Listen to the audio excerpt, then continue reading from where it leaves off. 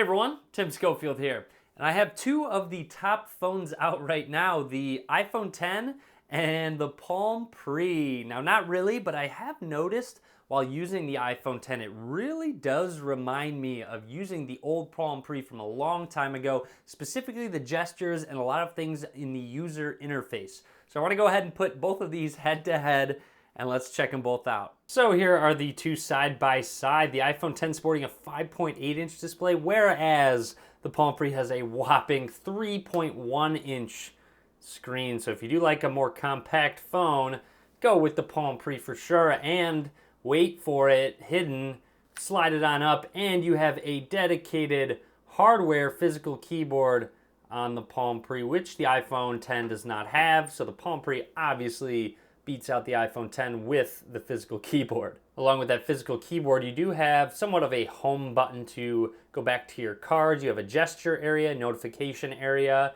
and then here is your home dock that you can customize, and the main section where you do have your cards.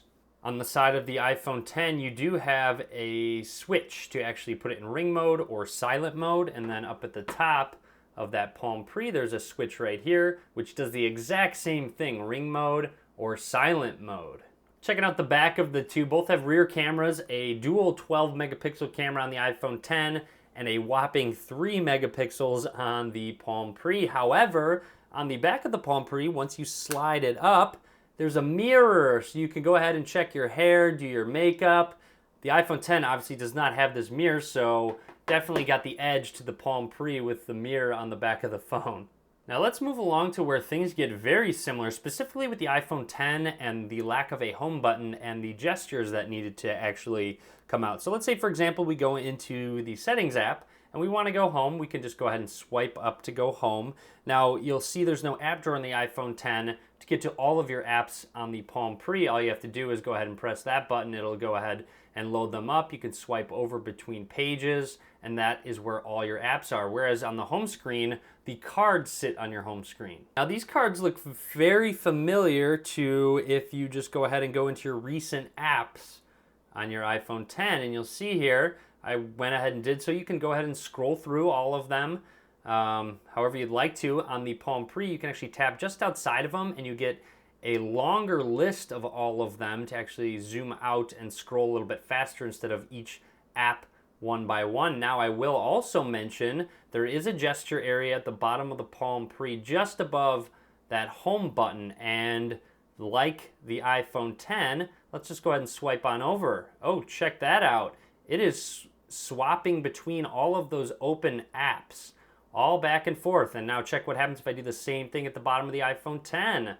It is swapping between all of these open apps, just like the Palm Pre used to. Now, if you swipe up on the Palm Pre, check it out. It gets to that card version, swipe up. It'll either go home if you let go, or you can pause and get to those cards on the iPhone X. Now, the home button will actually also take you to that card view or go into that app. As a lot of you know, I'm not a fan of notifications on iOS 11, but on the Palm Pre, they actually showed up at the bottom, and you'll see a black bar show up, and you can actually just tap on that black bar, and it'll preview what it is. You can actually swipe it away if you'd like to, or tap to go into that specific app, and you'll see here I just attempted to send a random text messages. And then if we go home and we want to go ahead and load up another app, you can just go ahead and you'll see, check out that icon for YouTube. Look at how outdated that is. Unfortunately, it will not connect to the YouTube server, so I cannot actually go into the YouTube app. You'll see registration failed, try later. However, I can go ahead and load up the web browser, and then you'll see it even has a shortcut to MySpace if you'd like to check that out. Now you can still watch videos if you just go through the web browser. So if you wanted to click on one of these videos, you just tap on it and hit watch video, and it should load it on up in that very high quality display. So as you can see, it is going through and attempting to look at that. Wow, look at that quality. Very impressive, Palm. Looks fantastic.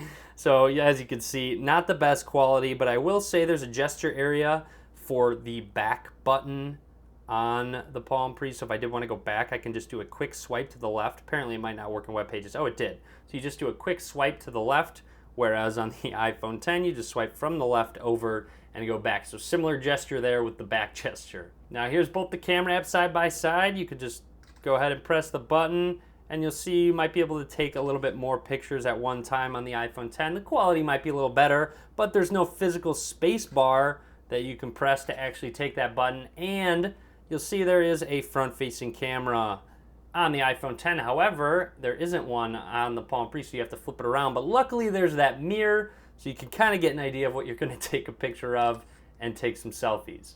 And finally, when you're in that card view, you can actually just go ahead and swipe on up and it will close out. Now in the iPhone 10, you cannot do that. You have to take an extra step. So you'll see swiping up just gets you back to your home. Now what you have to do is in that recent apps card view, you have to press and hold on the app.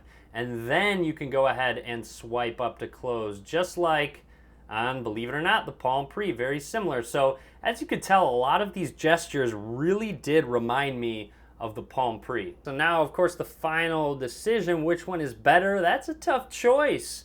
Both are very good. You do get a physical keyboard on the Palm Pre, along with very similar gestures to that of the iPhone 10. So if you're looking to buy the iPhone 10, maybe you're going to want to consider the awesome Palm Pre.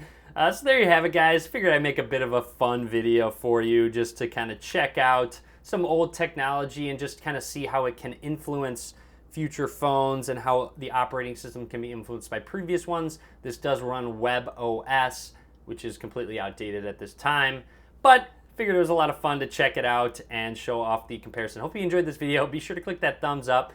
Lots more videos to come. Be sure to subscribe as well. And as always, guys, thank you very much for watching.